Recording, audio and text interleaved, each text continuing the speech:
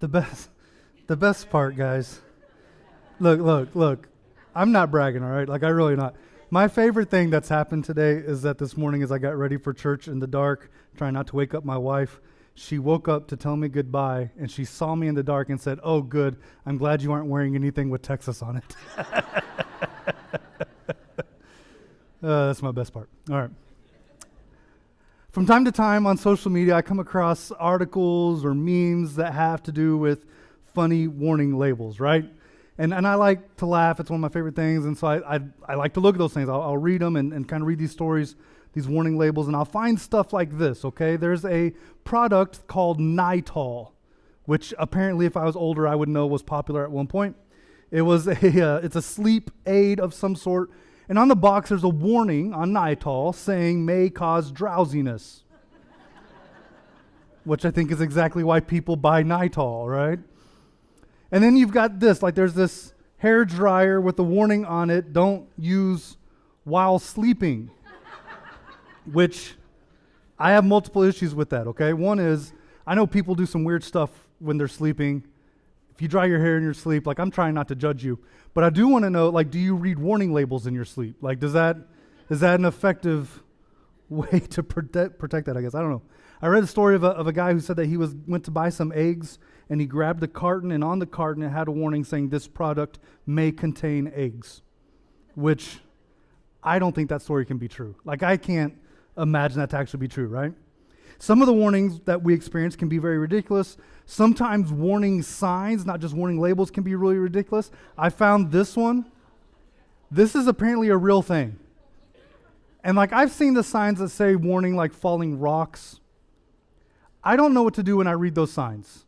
Like, am I supposed to keep looking at the road where I'm driving? Am I supposed to like look in the sky? What's exactly, like that bothers me. I don't know how to respond to falling rocks. I don't know what I would do if I saw a sign saying falling cows. Like I don't know how to interact with that one. I really like this other sign. Just caution, the sign has extremely sharp edges. I like that. I like that the sign exists for no purpose other than that. Except that if you look in the real small text at the bottom, also the bridge is out. So that's helpful, I guess. Danger is real. There is a need at times for warnings.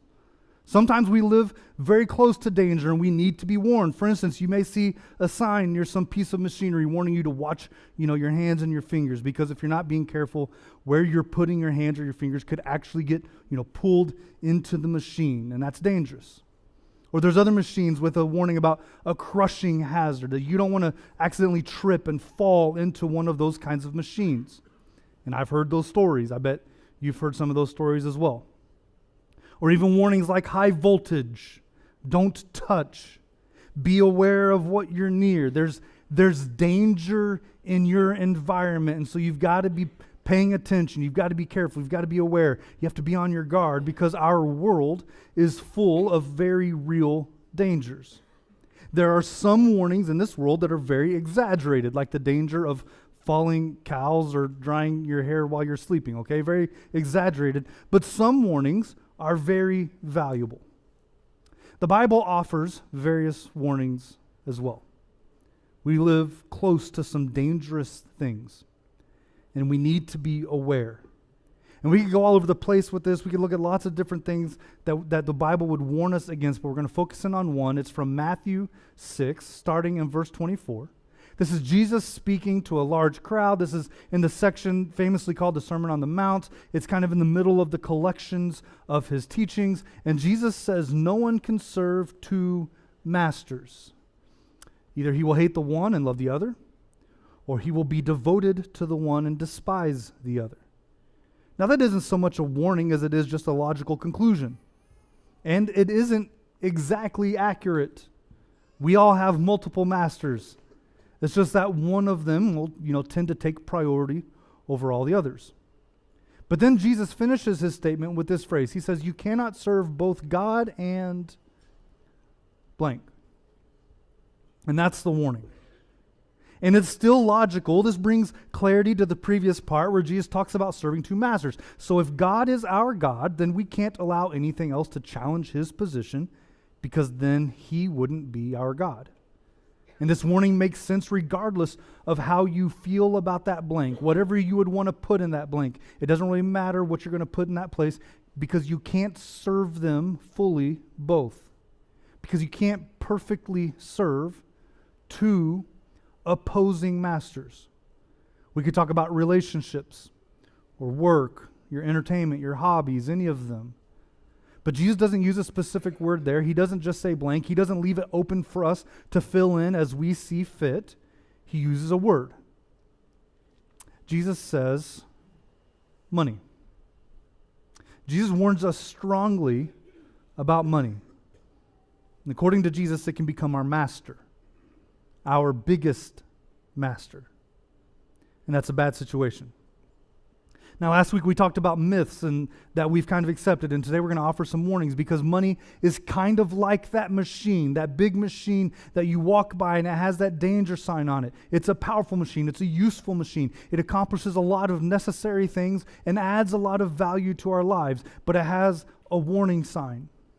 You'd better handle it with care. You'd better watch your hands and your fingers. You don't want to get pulled into this thing. You don't want to accidentally get into it and get crushed. Because money can be a crushing hazard.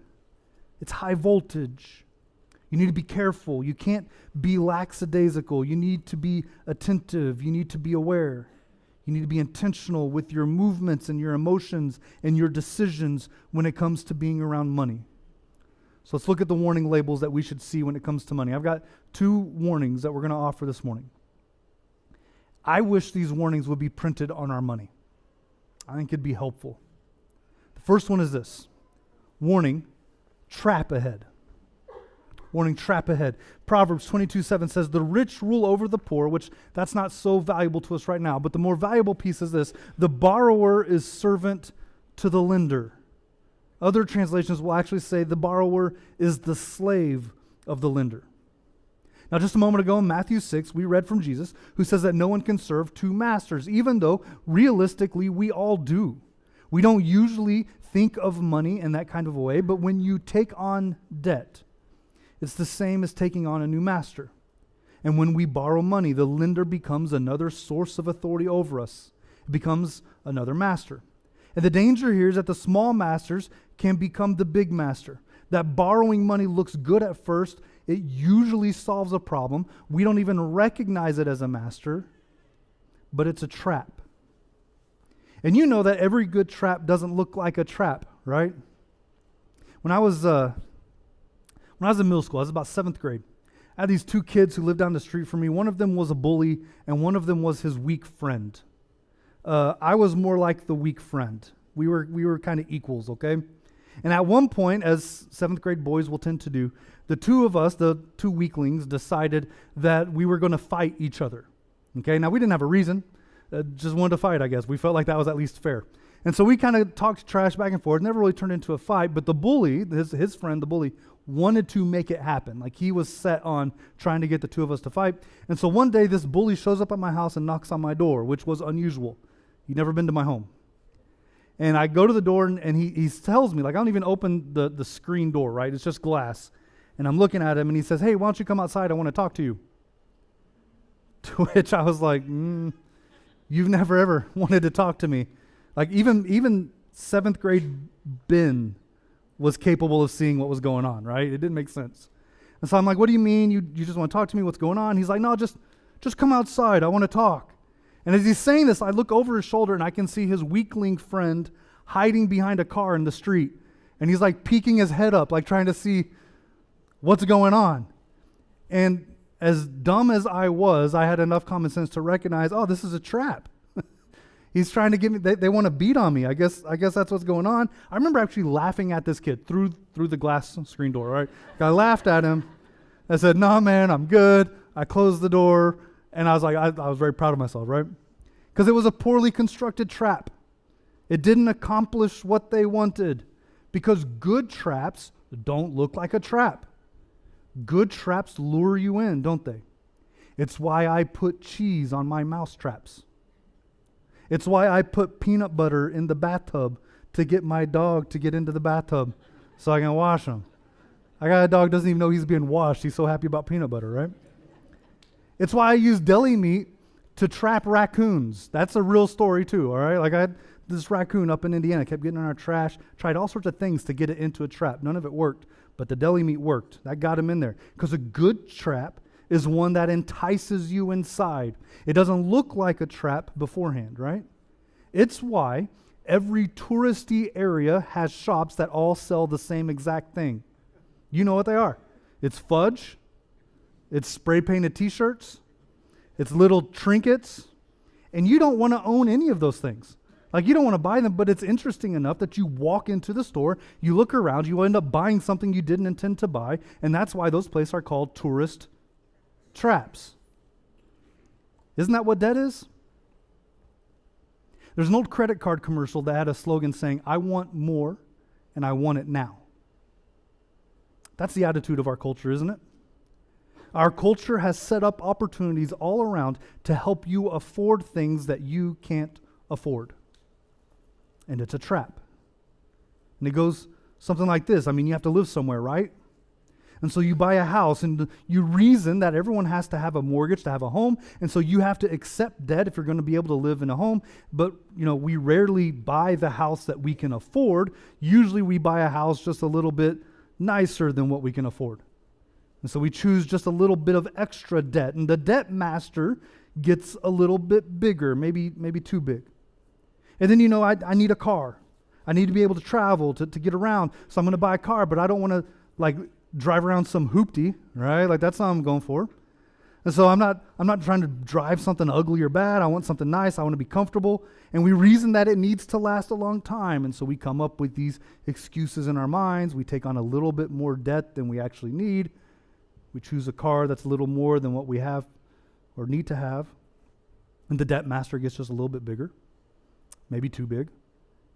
And I think we become comfortable with those debts, and then we take on other debts. I need to renovate my bathroom or my kitchen, so let's just get an equity loan. Or I need to go on a vacation. We can pay with my credit card. Or I need to buy Christmas presents, and I want my kids' Christmas to be the Christmas I always dreamed of.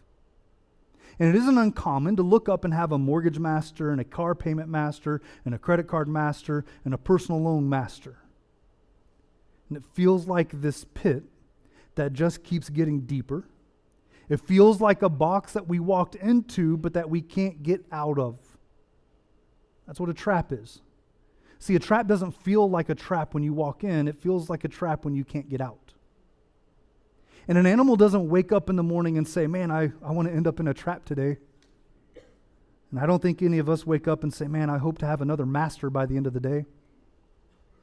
But that's what happens. And then it gets even worse. See, once we're slave to our lenders, we don't get to make decisions that we want to make. Our masters begin making the decisions for us. That's what a master does. They make decisions. The slave, the servant, does whatever is dictated by the master. And so a job opportunity comes up that's perfect for my skills and my passions. And I think that it's my God-given purpose, but I can't take that job because it has lower pay. I can't afford it. And my debt has become the master that makes decisions for me. And we talk about being generous here all the time. Every week we talk about our generous bucket. We know that being a Jesus follower includes an idea of being generous. But I can't be generous because I live too tightly without margin. I've taken on so much debt. I have a new ultimate master that prevents me from being who God has called me to be. My debt begins making my decisions for me. Now listen, church, Scripture never prohibits debt. It never says if you take out debt, you're a sinner. You're not going to find that anywhere in the Bible. It doesn't exist. But it also never recommends debt. And most of the time when Scripture mentions debt, it comes with a warning. And that's all this is. It's a warning. There's some serious danger when it comes to money and the stuff in your life. And I believe that there is such a thing as good debt. I think sometimes after being cautious and considering the danger, taking on debt is the right financial decision. For example, our church has debt. It was taken out strategically with a lot of consideration and a lot of consultation. And I think that it was the right decision, however many years ago, that they took on that responsibility. And so I want you to hear that I'm not saying all debt is evil and all debt is bad, but it is dangerous. Heed the warnings. Because if you aren't attentive, if you aren't careful, if you aren't paying attention, you could accidentally be touching something that's high voltage. You could actually accidentally be stepping into something that's going to crush you or that's going to pull your fingers and your hands in and just rip you apart. If you aren't careful, if you aren't attentive, if you aren't intentional, debt can be something that one day you look up and you realize, man, I'm trapped. And I'm in a pit. So what can you do about it? Even if it feels like it's too late, I just want to go over a couple things real quick. First of all, let's recognize that this is an issue for the majority of the people in the room. The average American family, American household debt is around $104,000, not counting mortgages. Last week, Doc told us 28% of Americans are still paying off last year's Christmas. Guys, this is in the room, and it's very common in this room. Second, recognize that you've got to be willing to change your thinking about money. I read this past week. It says it's your best thinking that got you into the trap. So don't expect your best thinking to be what gets you out of the trap. I like that. You have to be willing to change your thinking when it comes to money, which may mean instead of living just beyond your means, you start the work to find a way to live just below your means.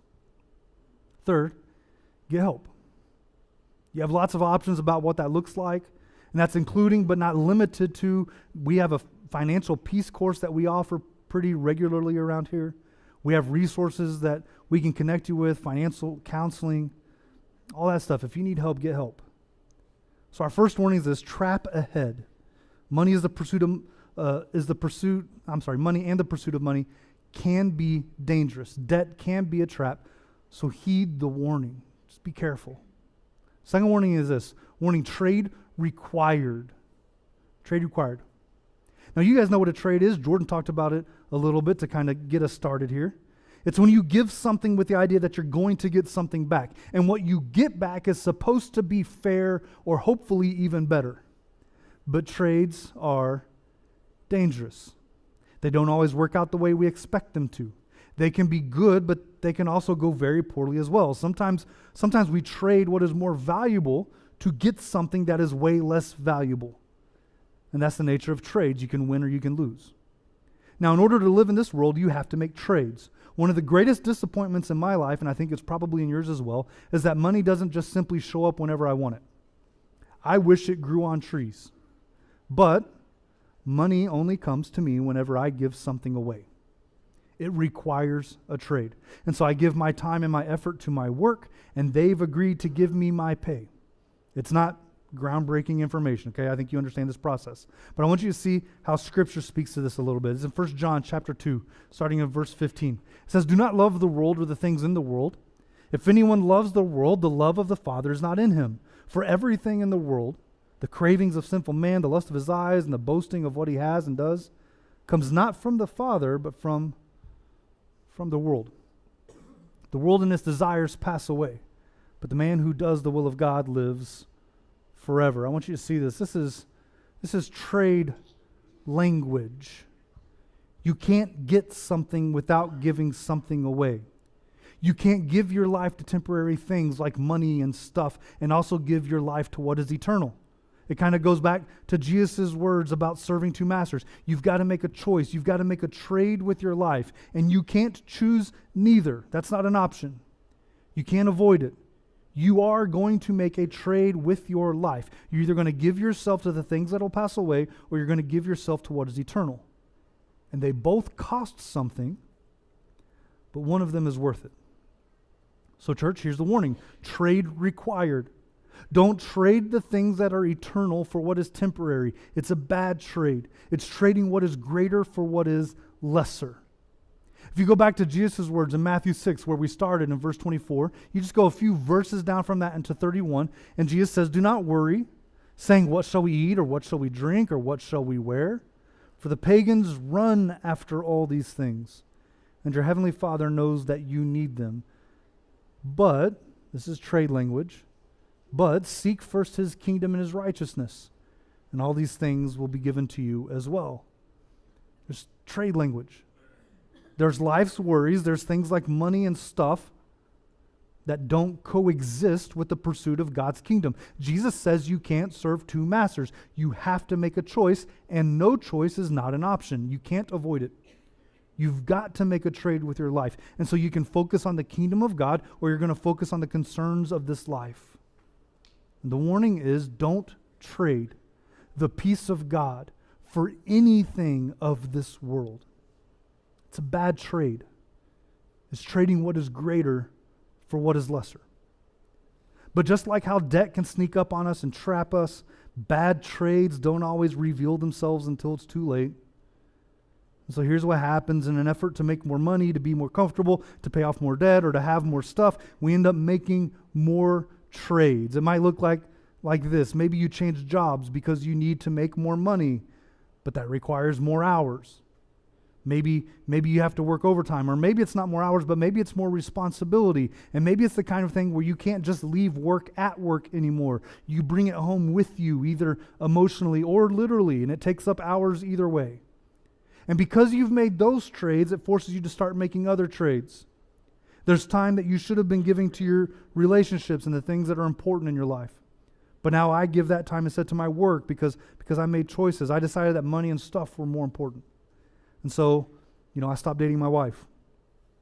I started ignoring my children and their activities. I become an absent father and an absent husband. I stopped attending church or the groups that I'm a part of because I just don't have the time, because I made a trade. I traded my family and my God for my job, for money. So pay attention to the warning sign here. This is dangerous because we don't always win the trades we make. Sometimes we trade what is greater for what is lesser. You guys have made those trades before. I saw you raise your hands with Jordan. When I think of those trades, I think of two things. I go back to 1989. You guys remember this guy? This is Herschel Walker, running back for the Dallas Cowboys.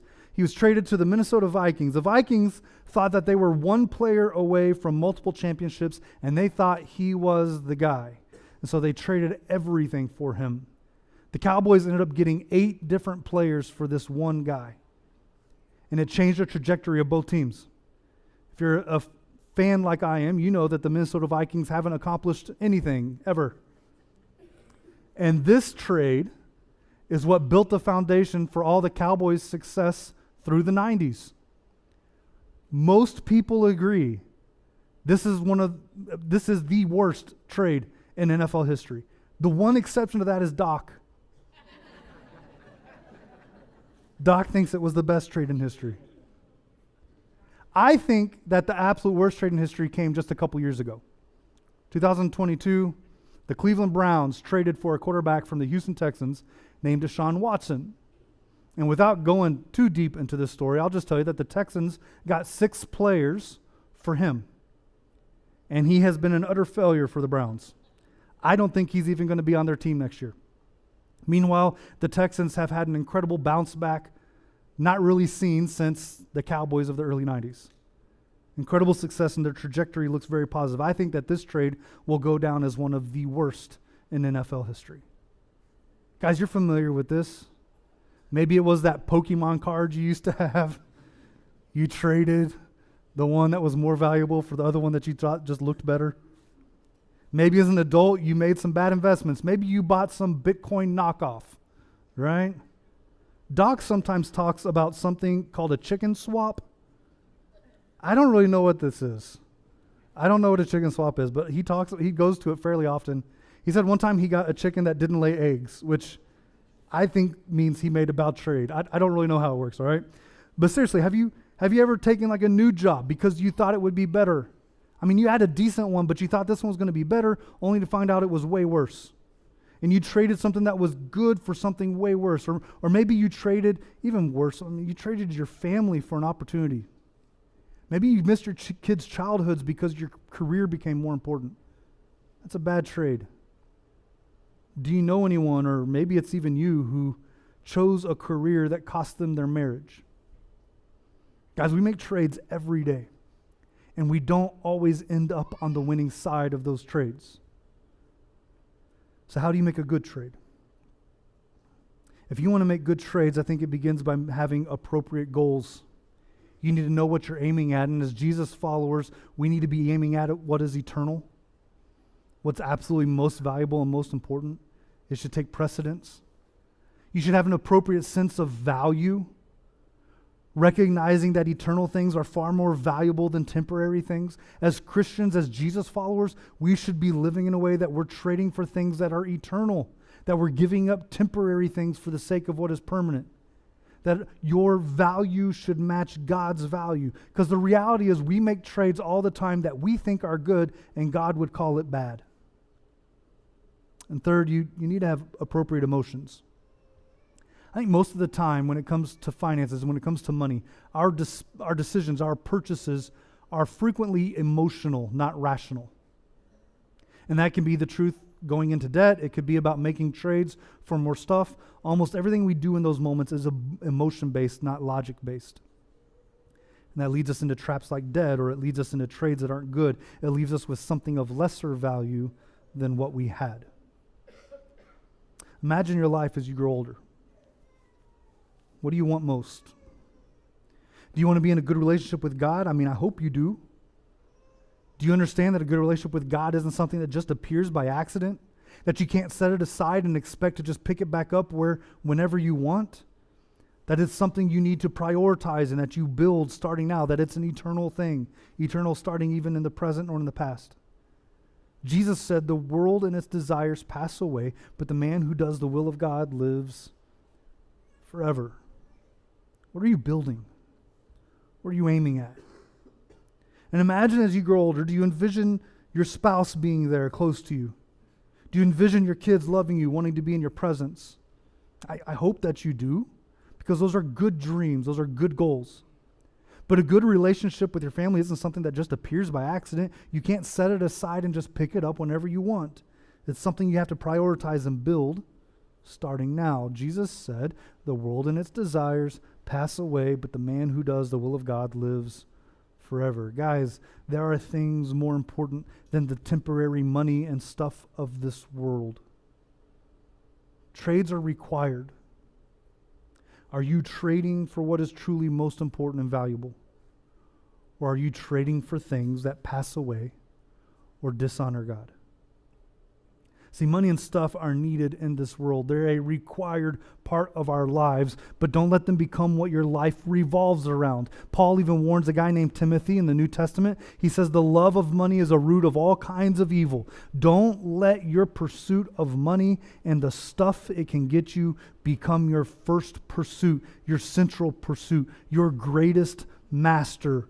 Because money has the potential to become your master. It has the potential to become our God, to become the most important thing in our heart. And it makes for a dangerous master. Money is dangerous. It can crush. It can pull the fingers in the hand, and it can crush your entire body. It's high voltage. It's dangerous. And it's why the Bible offers warnings. And so pay attention to the warnings. Don't disregard them. Don't go past them. Don't ignore them. And I want you to recognize the way in which Doc and I are even handling this series. Last week we talked about our confusion, the ways that we've misunderstood the role of money and the myths around it. We've interacted with those myths to make ourselves feel more comfortable about money, but they're just myths.